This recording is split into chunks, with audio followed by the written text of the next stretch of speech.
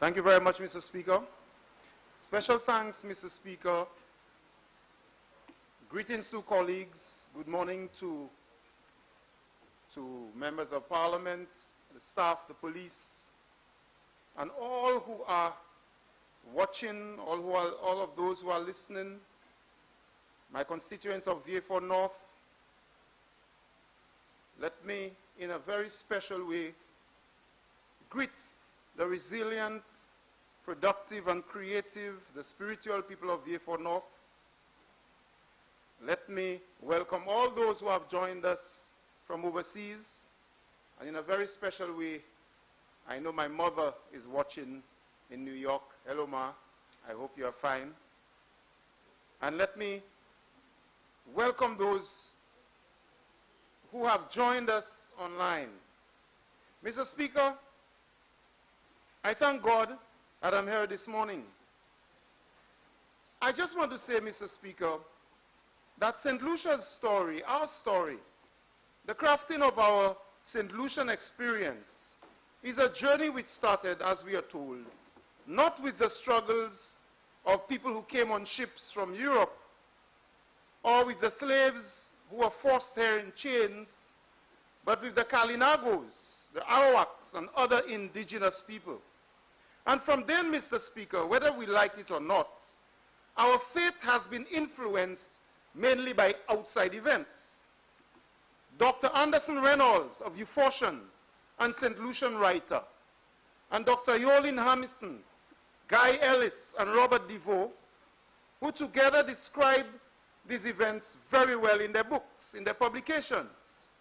The Struggle for Survival by Dr. Reynolds from VA4, and A History of St. Lucia by Dr. Yolin Hamison, Mr. Robert DeVoe, and Mr. Guy Ellis. These two publications, Mr. Speaker, paint a very dramatic picture of our struggles for survival and our development in St. Lucia. These publications, Mr. Speaker, describe in detail the drastic changes in our St. Lucian society over time, influenced by events, whether they were diseases, influenced by the tribal wars in Europe, the world wars, the Germany versus England versus France, which Professor Patrick Lumumba aptly called the tribal wars. Whether it was trade wars, the information revolution, the worldwide struggles for equity and justice that we witness today, and the fights for freedom. All of these events, Mr. Speaker, have been imposed from outside. And every time these events have been imposed on St. Lucians, a will to fight, to be creative, to stand up, because the stories of our people, the struggle for survival, were real, and all of these struggles helped to shape the St. Lucian experience today. These stories, Mr. Speaker, can be found in the poems of St. Lucians. Many of the freedom fighters, and these poems, these stories can be found in the works of people like Derek Walcott. And these survival stories, Mr. Speaker, and the triumph can be found in the songs of our Calypsonians, in the court, in the rhythms of drums made from stretched goat skins, yes, from the hides that they are now telling us that we may be prohibited. I can no longer, Mr. Speaker, stretch a goat skin at my house to make drums, but we will come to that. These struggles, the stories of these struggles, can be found in the instruments of so many, Buhingson, and so many of them. And so, Mr. Speaker, I can sense that the worldwide call for justice, for respect of people, for respect of patrimony, for the appreciation of identity, will usher major changes in St. Lucia in our continued struggle for survival. Mr. Speaker, the COVID-19 pandemic is serving as the crucible within which these changes will take place. And so while the people of St. Lucia are pleading with this government and all authorities, including us politicians, to change the way of doing things, while groups in the society are begging the government to change its tone, Mr. Speaker. While the growing voices of St. Lucians were asking for justice in government operations, COVID-19 came and exacerbated everything. The imposition by this government of an extended state of emergency, the arrogance of the government's abuse of power, the government's disrespect through its prime minister, through the words of the prime minister, the government's shoddy treatment of parliament by open defiance in the matter of the deputy speaker, the government's disregard of the people by barricading parliament with armed police and many, many, many more. But Mr. Speaker, as in other times, the people of St. Lucia will use their ingenuity and will rise to the challenge of changing the course of history once again. This budget presentation, Mr. Speaker, by the Prime Minister and member for Mipu South by the Minister for Finance, it does not reflect the tidal wave, the kind of tidal wave impacts that COVID-19 will have on us. This budget lacks an understanding of the day-to-day survival struggles of most St. Lucians. This budget, Mr. Speaker, is based on the hope of large infrastructure projects that were designed before COVID-19. This budget, Mr. Speaker, is underpinned by a foundation which gives the lion's share of the benefits of government intervention to foreign-owned multinationals, while St. Lucians are left to hold on to the crumbs of development initiatives, Mr. Speaker. Mr. Speaker, all of the evidence suggests that this Prime Minister, who will oversee this budget, the implementation of this budget, once again, uses untruths consistently to base his economic arguments. I repeat, Mr. Speaker, I will show that the underpinnings of this budget are really untruths by the Prime Minister, and untruths, consistent untruths, to base his economic arguments.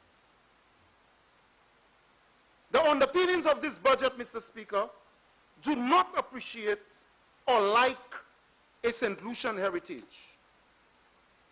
And you know, Mr. Speaker, the Minister for Finance quickly uses tears or prayers as a fake expression of guilt. In typical Cambridge Analytica style, in public, he prays and asks for forgiveness. But as soon as the prayers are done, he comes to the house on Tuesday night to say the most disgusting things about our party and its members. This, Mr. Speaker, truly is an attempt once again to throw, if I may use CC's expression, of salt in the open wounds of the hearts of St. Lucians, Mr. Speaker. Mind-bending. They're trying hard, Mr. Speaker, to make this PM look good. Try to make us forget the insults and the attacks on our country's finances and on our people.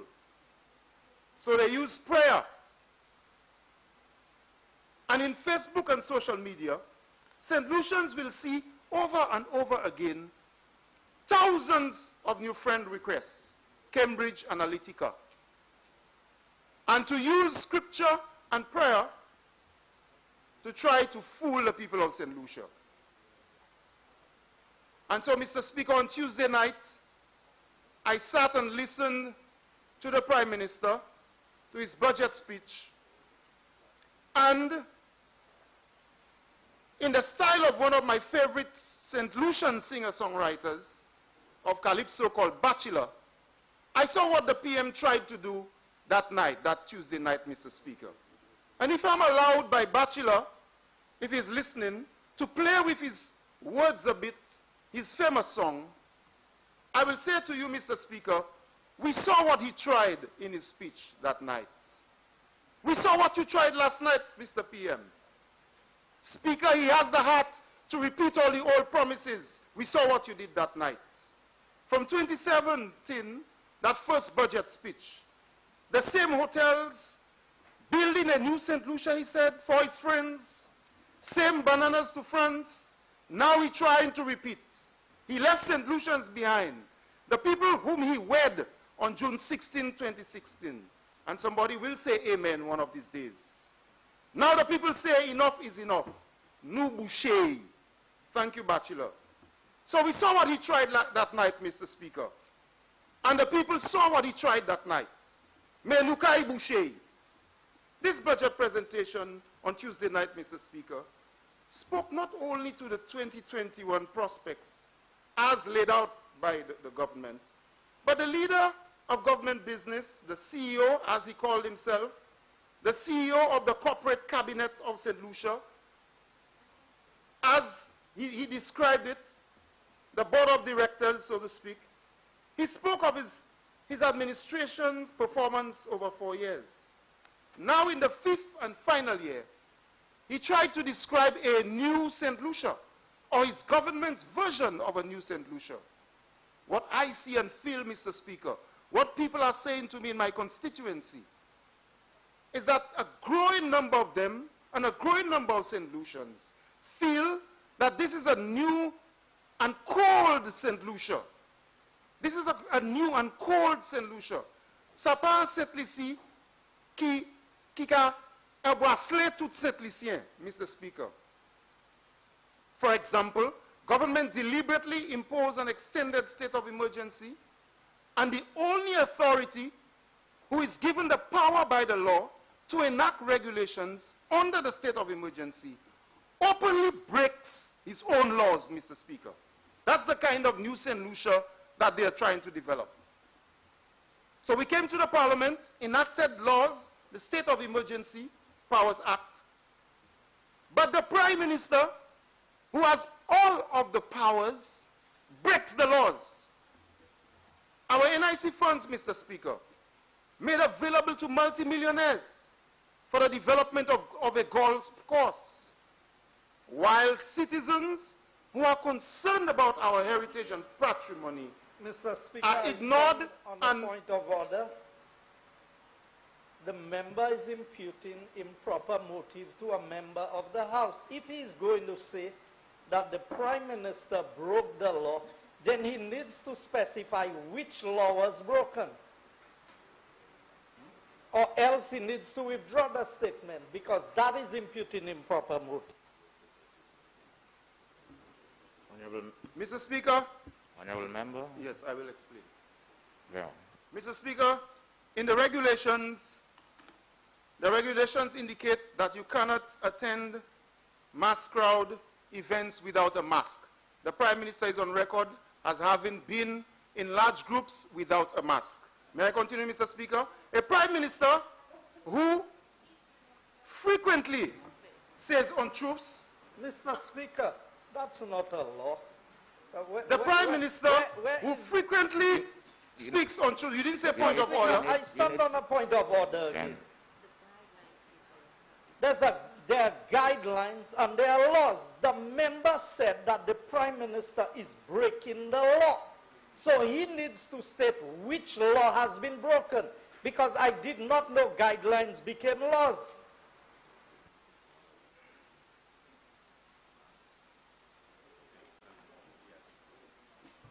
Mr. Speaker, what I know as having been in this Parliament for a few years is that regulations form part of the body of laws that we think. I'm not a lawyer, but neither am I a fool. So if the Prime Minister did not break the law, you prove to me that I didn't break the law. Why do I have to prove that it is there in the law? And the regulations form part of the laws that were passed. The SI, Mr. Speaker. Honorable Member.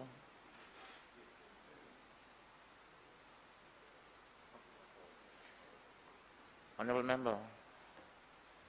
I'll quote it, Mr. Speaker. I have it. Can I quote the law? No, that's all right. No, I'm just going to guide you on something here, where you said that the honorable member must prove to you that he broke the law. If you're going to allege something, you need to, it's for you to so prove it. You're not shifting the burden to any other member. But in general, I understand the statement that you're trying to make. I'm just going to keep you on track. Continue. Thank you, Mr. Speaker. But just, Mr. Speaker, just to be clear, emergency powers, disasters, COVID-19 curfew number 8 order, wearing of mask and other covering, 15. In an effort to prevent the spread of COVID-19, a person shall wear a mask or other covering fitting over the nose, mouth when in public. General penalty, 16. A person who contravenes this order commits an offense and is liable to imprisonment with or without hard labor for a term not exceeding, and so on and so on. There it is. So, Mr. Speaker, we continue. The Prime Minister frequently, Mr. Speaker, and I said earlier that our NIC funds have been made available to multimillionaires to develop golf course. And this Prime Minister ignores the concerns of citizens who are concerned about our heritage and patrimony. They are literally ignored and figuratively spat on, figuratively.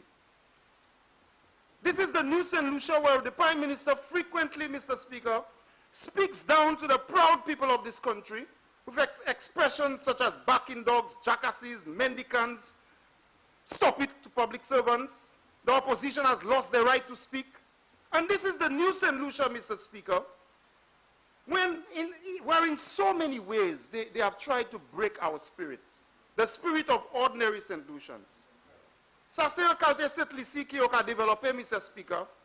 Côté Premier ministre, a couillé Jean St. Lucie, toute qualité vieux non qui ni, vieux non insultant, et qui a dit moun ça y vle, il a couillé moun toute qualité vieux non. And so yes, the people saw what you tried that night. And Mr. Speaker, he has the heart to return with these promises. Mr. Speaker, in his address, all he did, Mr. Speaker, is to regurgitate his speeches of past years. On page 17, in 2017, of his address, his budget address, and I quote, this is what he said on page 12 of 2017 budget address, page 12, and I quote, "We have already witnessed the opening of the Royalton, where at minimum 900 jobs have been created during operations." He continued to speak of Harbour Club, where an expected 150 jobs were created. And so, Mr. Speaker, if this was delivered in 2017, April or May, how is it that he can claim those jobs? Was the Royalton built in 11 months? No. 900 jobs plus 150. So when you got into government, Mr. Speaker, as soon as you got into government, after just a few months, the projects of the Labour Party started to bear fruit. You got over 1,000 jobs right away. His own words, Mr. Speaker, on page 12 in his budget address of 2017. He continued in 2017 in his budget address. On pages 13 and 14, Fairmont in Choiseul, Curio by Hilton, Honeymoon Bay Resort, Range Developments, Sandals Resort, 8 tourism villages, Ojo Labs. For agriculture, 60 to 70,000 tons of bananas will be exported. And the famous bananas to France, that was 2017. In 2018, on page 17 of his budget address, he goes again. Fairmont, he said that in 2017. Marriott Courtyard, Bay Gardens, Pearl of the Caribbean, some Secrets Hotel. And he repeats in 2018, bananas to France again. In 2019, Honeymoon, Choiseul, the Choiseul Hotel disappeared, as the member for Castries East said, and now there's some Choiseul restaurant. Courtyard at Point Seraphine, a 400-room hotel for Shock, golf course at Cap Estate, and he repeats in 2019, bananas will go to France. On page 41 that year, They will establish new markets in France, bananas to France. In 2020, Point Seraphine, Canals Resort, Cabot, As-Dissab, and again, Mr. Speaker, he repeats, banana markets in France. Mr. Speaker, can you really trust this Prime Minister? Est-ce que Jean Setlissi, ça n'y pièce la foi à un Premier ministre comme ça? Depuis qu'il est venu au gouvernement, il est Premier ministre, il a mené presque tout, même ces projets, et qui a promettre Setlissien ces projets ça là. En choisir, il a dit la Kani Hotel. Là, il y a 6 hôtels en première année. En deuxième année, 5 développement tourisme. En troisième année, un autre 5 développement tourisme. Et l'année, ça là, il vient avec 6 développement tourisme, Mr. Speaker. Il t'a dit, la Tekaini, presque 100 000 tonnes de figues. Et tous les années, Premier ministre là, pour mettre femme à figues, figues qui allaient France. Fig Gale France. Well, in a while, Mr. Speaker, I'm sure you have heard the earth-shattering news about Windfresh today. But I'll come to that in a while because I know the Cambridge Analytica friends are already crafting messages to blame the Labour Party after 4 to 5 years for what has happened to Windfresh. But we are coming to that. Mr. Speaker, what is in this budget for VA4 North? What policies in this budget will benefit the people of VA4 North or to make life better for the people of VA4 North? From the Canals Bridge in Savans, the fishers, for the many homeowners with Airbnbs, for small business owners, for the people in Opicon with their accommodation, for these people who are negotiating with Proud and with Invest St. Lucia, the small farmers and the small restaurants. Qui ça qui a obligé ça là pour Jean VA4 North qui sortit de ces places-là, qui n'est pas business, qui voulait gagner terre en bon prix, sorti en Proud, au Picon, en Gouas, la Retraite. Qui ça qui a obligé ça là-bas? The fishers and farmers of Pierrot, Vigé, Kako, the farmers of Bellevue, the musicians, the artists, the farmers of Grace. What is in it for them? The most important question, Mr. Speaker, is whether since June 2016, the people whom I represent feel that their lives are better than before June 2016.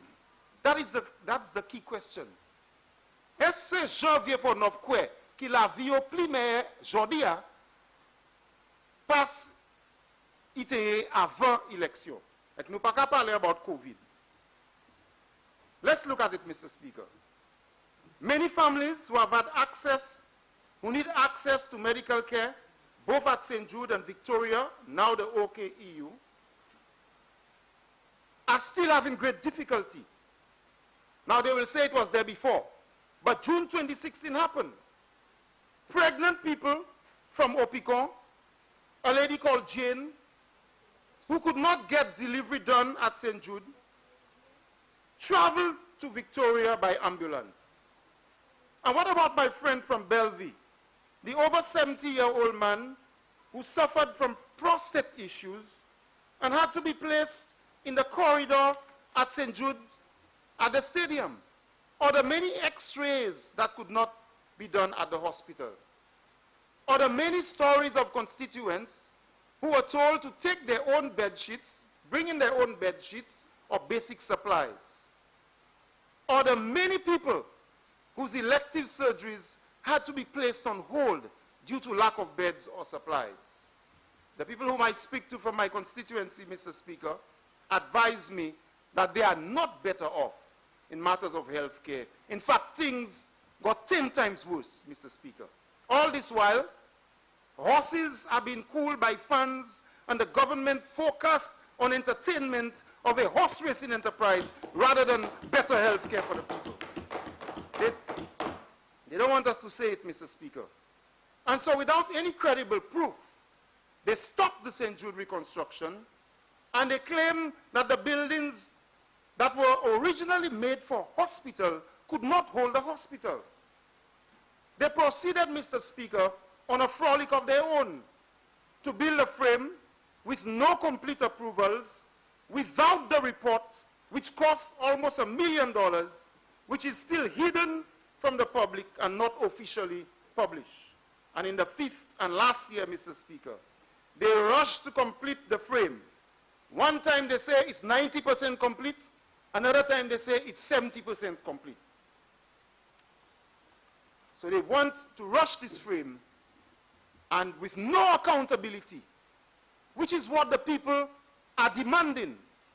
Nobody should ask any questions. Personne pas pour demander pièce question about Zafé Saint-Jude là. Yo ka leve fâché. So for them, we'll build you something as long as it happens before elections. Don't ask us any questions. Mr. Speaker, in public health, they spoke about the 4 same areas. Public health, public health, health system strengthening, upgrade of health sector-related infrastructure, improve health and wellness through focus on non-communicable diseases, healthcare financing. If you go to the budget addresses of the past, same thing.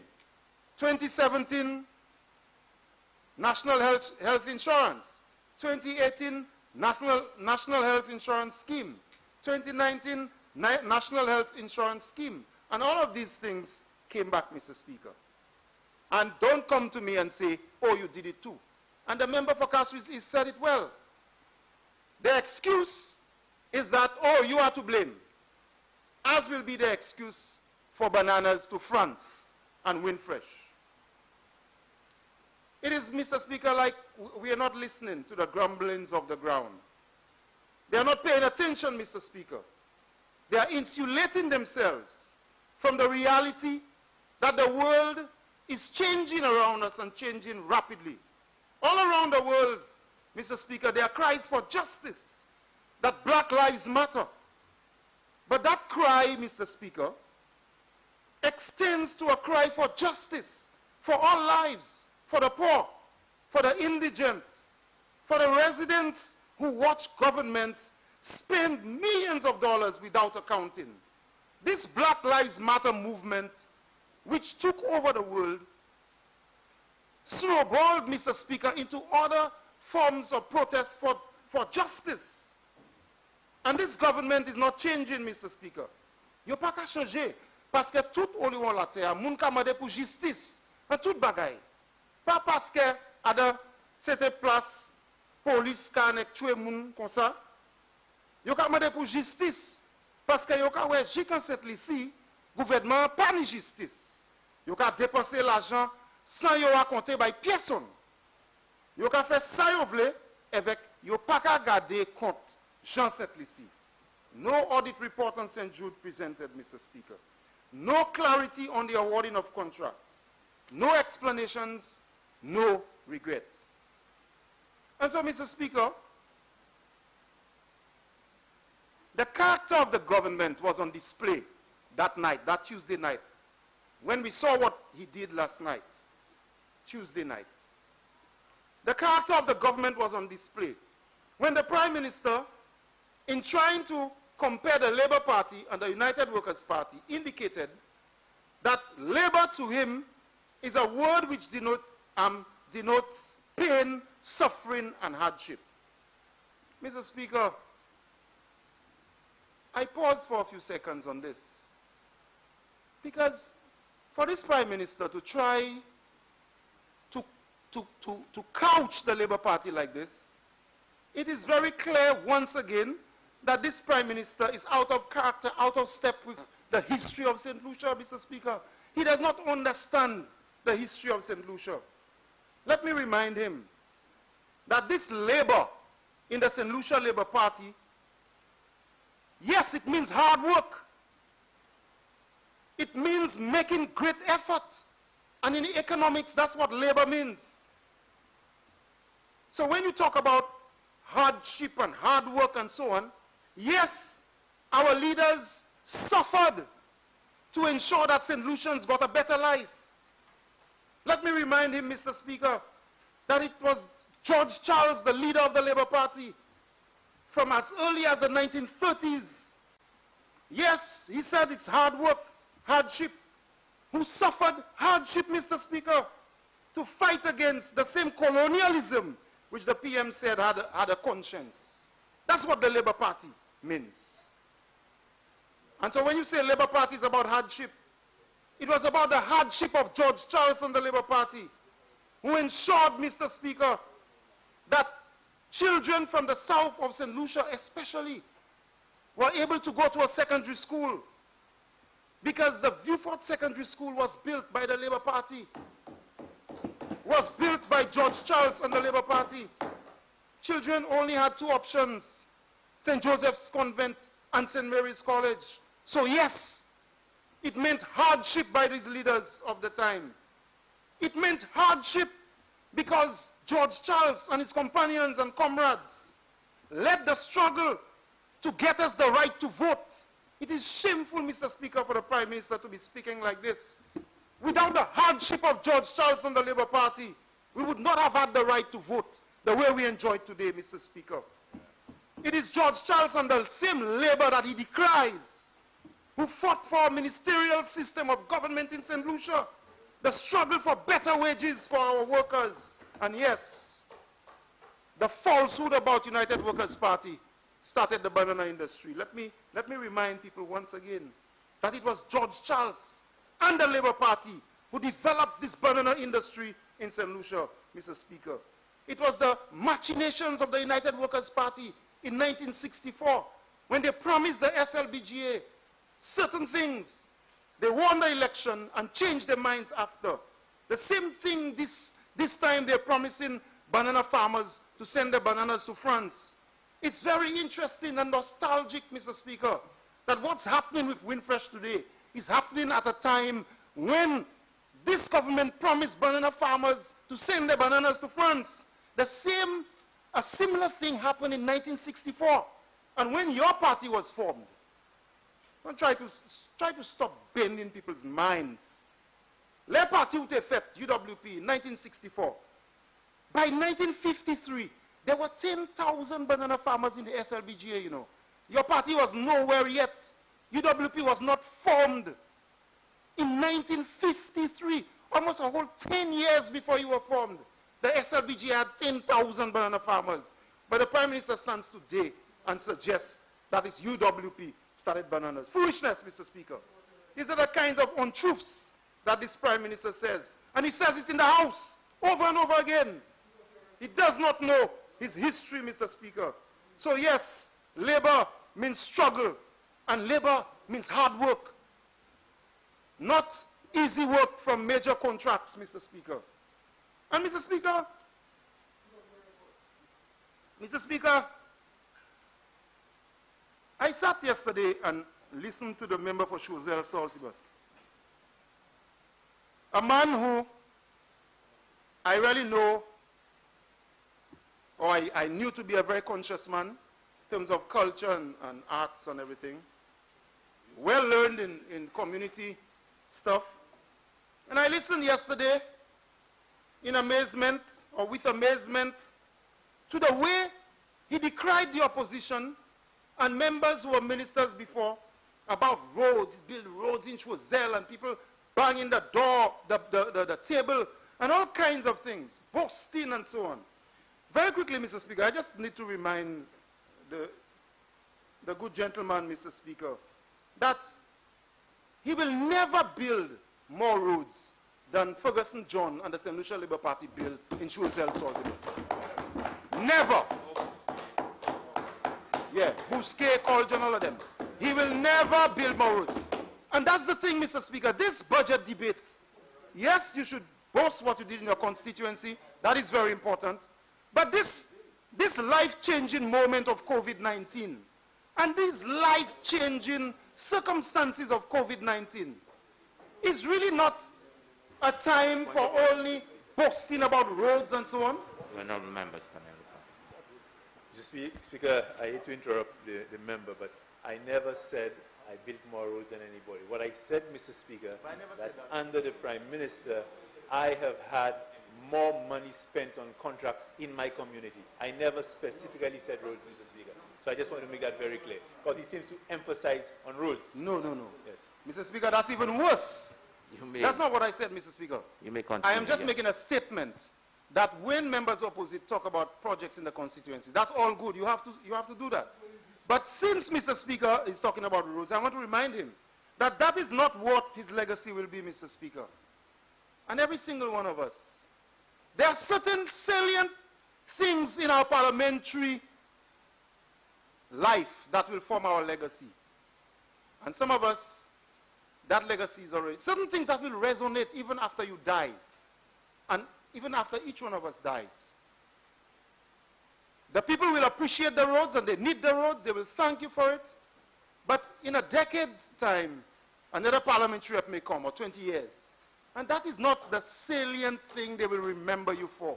And I want to describe to you, Mr. Speaker, what the people of St. Lucia will remember the member for Choiseul for. And so all of the banging and all of the noise and the clapping and so on, good for parliamentary banter.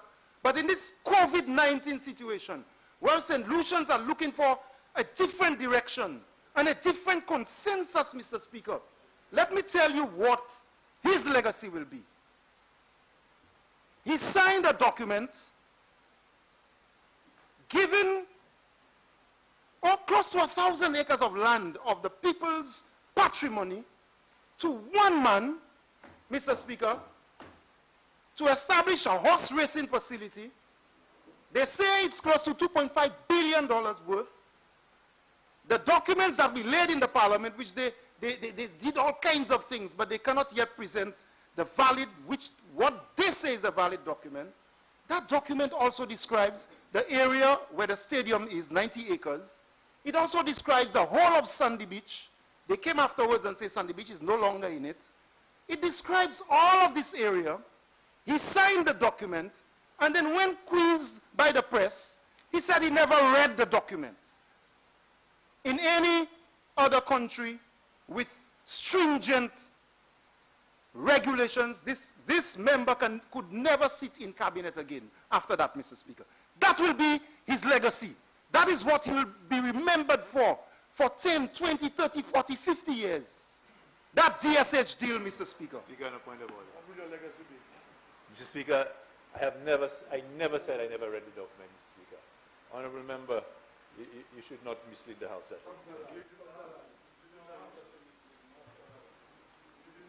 Honourable member, the member is saying that he did he say he never read the document. You said that he said when questioned that he did not read the document. So he's saying today that he never said he never read the document? Yes, honourable member. So, okay. so right. correct yourself. So let that go in the record, Mr. Speaker. We shall have another opportunity. And okay? so correct yourself for the time being. Pardon me? So correct yourself for the time being. Yes, Mr. Speaker, for the time being. So the member for Choiseul is saying here today that he never said that he never read the document. He had not read the document. But, Mr. Speaker, having said that, this will be his legacy. Honourable member.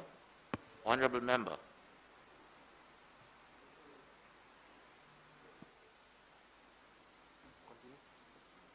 Thank you, Mr. Speaker.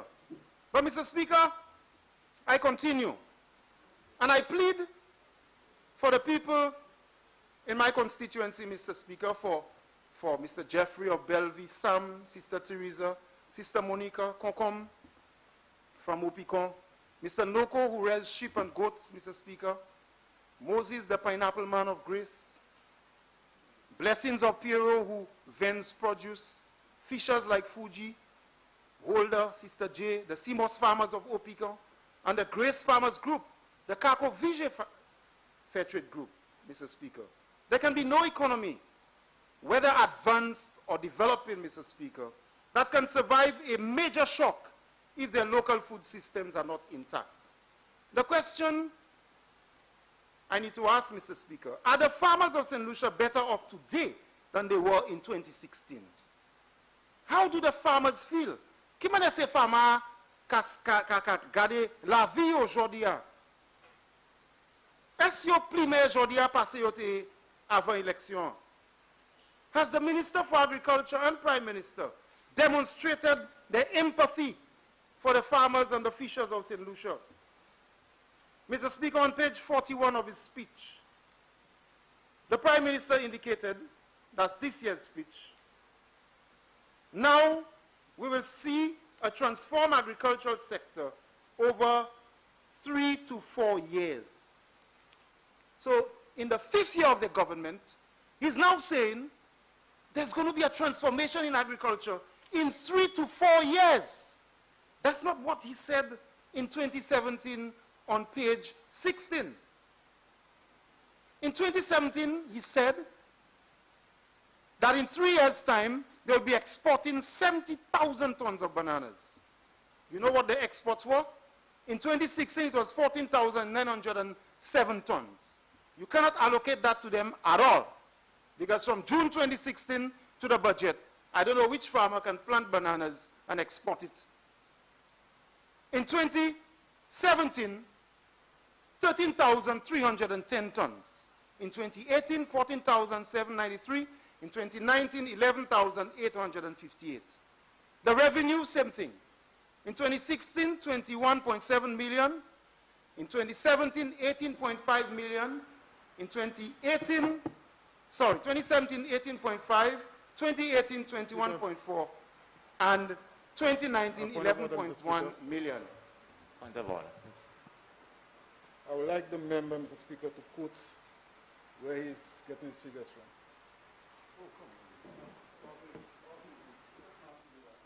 from.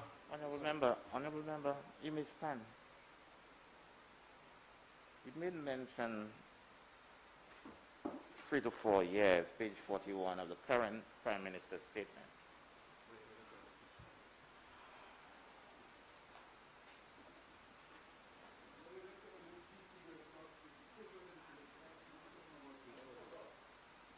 I just want you, I'm not sure if it's because of the way yours is printed or... Okay, Mr. Speaker, I can quote for you. Yes. Page 41, and this is the speech 2020, last paragraph. So, and I quote, so Mr. Speaker, barring the occurrence of any major natural disaster, I am confident that St. Lucia will see a transformed agricultural sector over the next 3 to 4 years, unquote. So, can I continue, Mr. Speaker? Mr. Speaker, no, I was not referring to the Prime Minister's speech. I was referring to where he got the figures from, 2014, 2013, and so on. I want to know where he got these figures from. If he cannot say where he got these figures from, he has to withdraw his statement. Yeah. No. Mr. Speaker.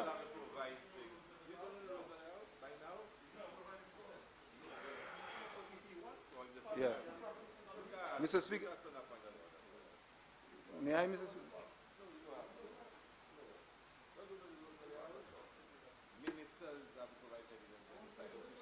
Can I? Honorable members, let's not stand this morning. Good sir. Yes. It is, we're not talking here of whether documents should be tendered or not. That's not the issue. I do not want members to believe that they do not have an obligation. Honorable member? Yes, sorry. I do not want you or any other member to believe you don't have an obligation to the House. You have an obligation to the House. And I'm not talking here about whether you tender documents. Guidelines, it makes no sense just simply saying St. Lucia raised $2 billion in 2015. It would be better if you say $2 billion according to Economic and Social Review 2015, that was said. Okay. Continue, okay. Thank you, Mr. Speaker. I'm absolutely sure that my figures are correct. That's why the member did not say that I was misleading the House. But let me just say, Mr. Speaker, the Social Economic Review of 2016, 2017, and 2018, every single one of them can verify my figures. So, Mr. Speaker, may I continue? Mr. Speaker, they are just trying to delay my presentation, but I am not daunted. The bottom line, Mr. Speaker, is that this government has failed. This government has failed the banana farmers of St. Lucia, and that is the bottom line. They have not exported more bananas than we exported in 2016 or even years before that. His government, this Minister for Agriculture, Mr. Speaker, owes the farmers an apology, promising the farmers bananas to France. Up to this year, you can di farmer kay voye fig en France, et qui voulait doubout a kay la ka doubout moi akwe di sa pa vwe. Est-ce que ça voye pièce fig en France? Kon fig la qui allait en France là? Ko fig la ki ala France la. Mr. Speaker, they have not exported any more bananas. They tried a couple of years ago to say that they have increased banana exports by 200%. Wrong again. So, Mr. Speaker, the same with other crops and so on. The increases that we have seen so far do not project the trend that we had from 2012 to 2016. The narrative, Mr. Speaker, is very clear. An important sector like agriculture needs clear intervention post-COVID, not the promises of bananas to France again to fool the farmers, Mr. Speaker. Where are the bananas to France? And I want the member from Babuno, Mr. Speaker, when he speaks, to give me the figure that shows more exports of bananas in his current term than when we were there last year. I'm waiting, Mr. Speaker. I'm waiting for the tonnage and I'm waiting for the value in millions. You will not find it. You will search through Timbuktu. You'll go get salt to spread, but you'll not find these figures. This is where, Mr. Speaker, we find that we are different to them. Where are we today? The ideas and policies that are not listed in the presentation are these ideas, Mr. Speaker, that people are looking for. What are the farmers of Babuno saying? Est-ce que farmers Babuno satisfait? Est-ce que farmers Babuno a primaire aujourd'hui? Mr. Speaker, in the COVID-19 situation, this government by now should have purchased all good quality food from recognized farmers. They should have increased registration of new farmers, especially in new commodities. This government should by now be preparing to fill the kitchens of schools with locally produced food when school reopens. This government by now, Mr. Speaker, should have hired nutritionists and cooks so that when school reopens with this COVID-19 situation, all parents have to do is to get their children ready and send them to school in the morning, where they get breakfast, lunch, and a break in the afternoon, Mr. Speaker. In this COVID-19 situation, this government, Mr. Speaker, should be quickly refurbishing school kitchens, as we did when we were in government. My pledge, Mr. Speaker, as a minister was this, that no school should have a kitchen that is less equipped than a kitchen of any hotel in St. Lucia. And if you go around the kitchens that we refurbished, Mr. Speaker, during our improved school feeding program, you will see the kinds of kitchens that we refurbish. With the help of Lucilec and other corporate entities, we partnered with them because we believe in an improved school feeding program. And they talk about school feeding program. What do they know about this kind of school feeding program? To purchase more flour. Our program purchased more local food. Our program improved the kitchens. And you go to the Viewford Primary School kitchen, you go to the Marshall School, you will see what we did to the kitchens. Richford and 13 other schools, Mr. Speaker. That is what we're talking about when we talk about a government that is ready to radically change things, especially in this COVID-19 situation. You are not ready yet. They are not ready yet, Mr. Speaker. Instead, they bring the statutory instrument 80. And I heard the member for Choiseul talking about if somebody makes charcoal by your home and so on. Of course we know that's wrong. Of course we know that. But that is not the intention of the SI, Mr. Speaker. In my view, the intention of the SI is to collect revenue.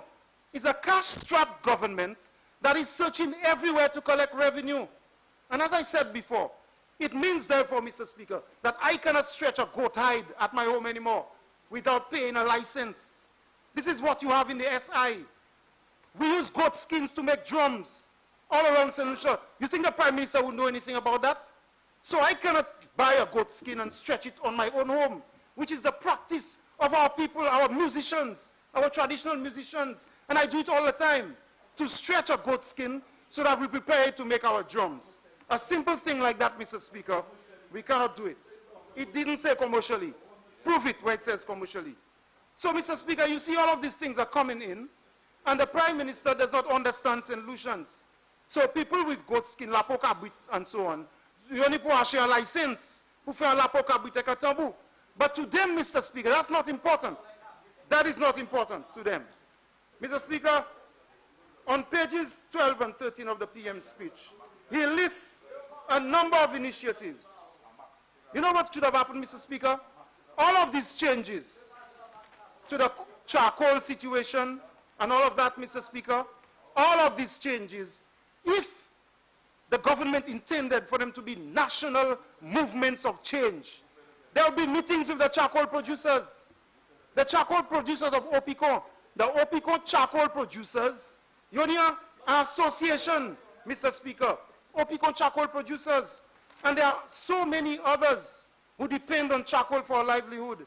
And of course, we know that there are issues, but there are issues with several other businesses in St. Lucia, and you don't see all of these draconian measures. But look at where they're attacking, Mr. Speaker. Look at where they're attacking. Yes, we need regulations. Yes, we need measures. But when you look at the timing of it, Mr. Speaker, and the revenue generating measures, this government is cash-strapped, and they're squeezing money out of all little St. Lucians who are trying to make ends meet. Put the regulations, Mr. Speaker. But, Mr. Speaker, I want to tell you that that is not the issue. That is a major issue, but that's not why you all put it. Of course, I believe that you cannot have charcoal pits by your home. And they've always been the public health officer, Mr. Speaker, environmental health officer.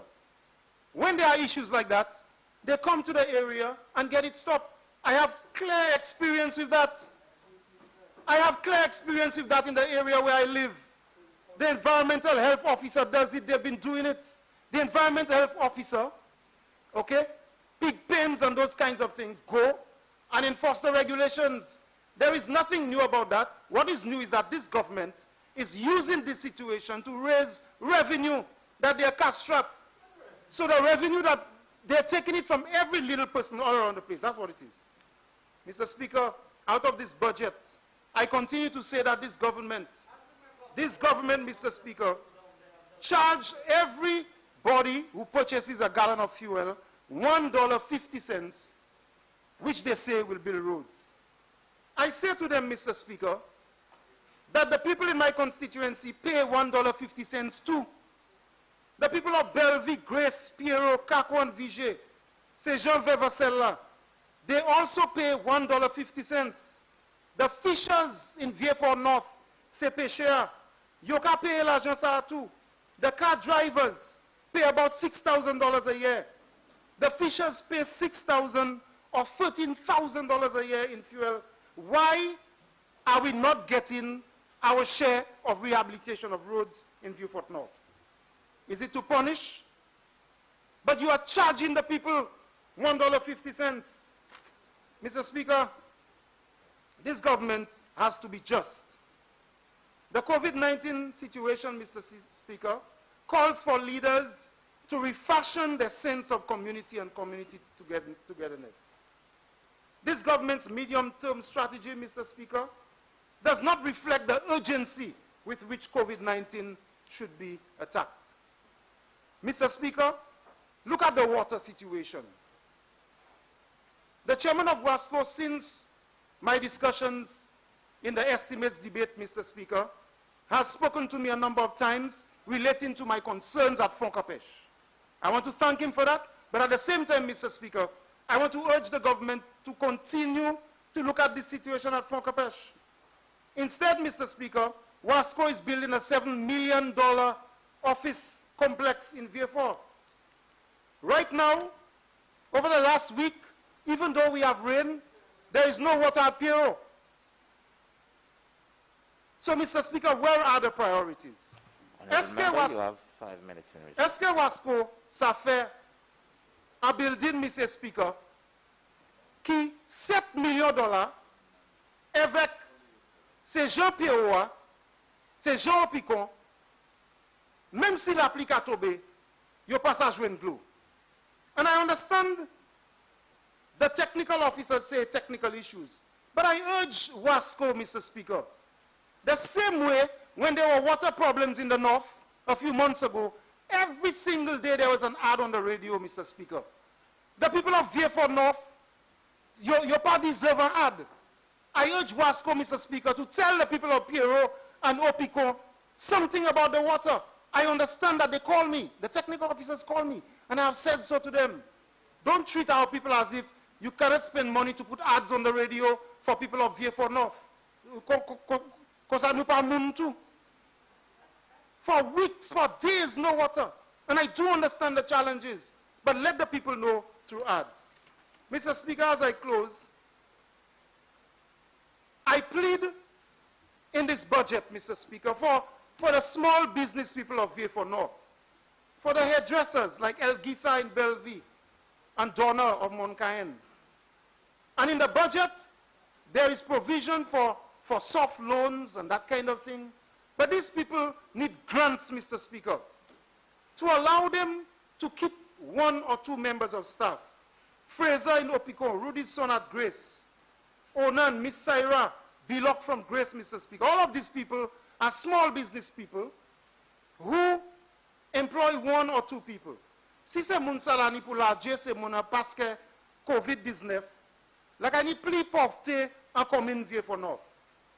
Kim at La Paix, Shirley and Bra, the Kedus in Dimai, Rafati and them, toutes ces moun sanity business Vieux North. Ye and the Colimos at Grace, Shane, Miss Shira in Bellevue, Eugenie in Moncaen, Lucia Neptune, all of these people, Mr. Speaker, speak to me through other people and say that things are difficult. They have to work through this COVID business.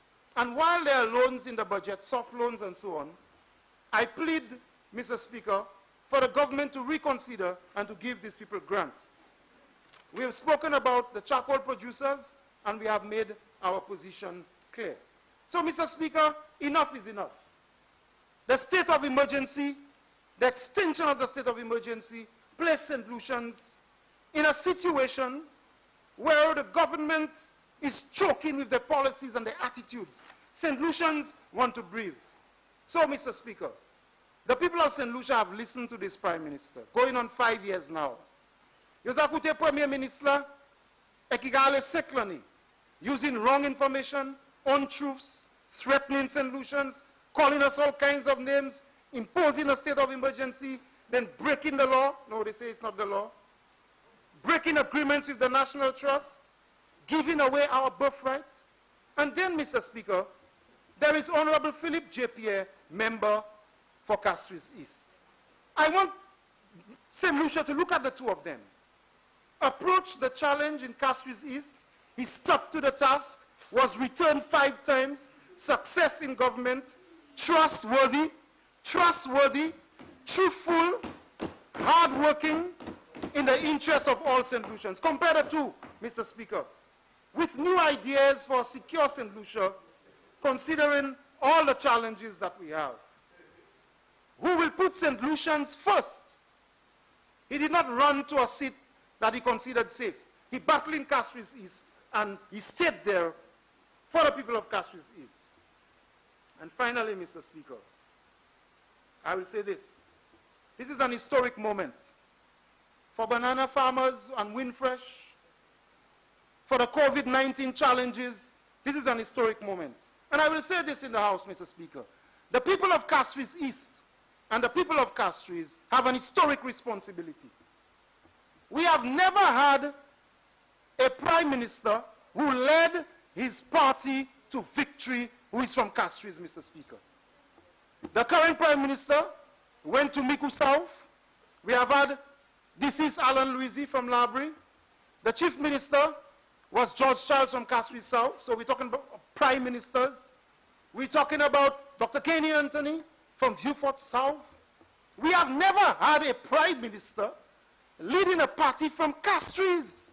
So there is an important responsibility for the people of Castries, Mr. Speaker. 2, we have an important responsibility that the people of Castries, for the very first time, have an opportunity, Mr. Speaker, to elect the Honorable Philip J. Pierre and to cause his party to win the elections. And for the first time, you will have a Prime Minister from Castries. I thank you very much, Mr. Speaker.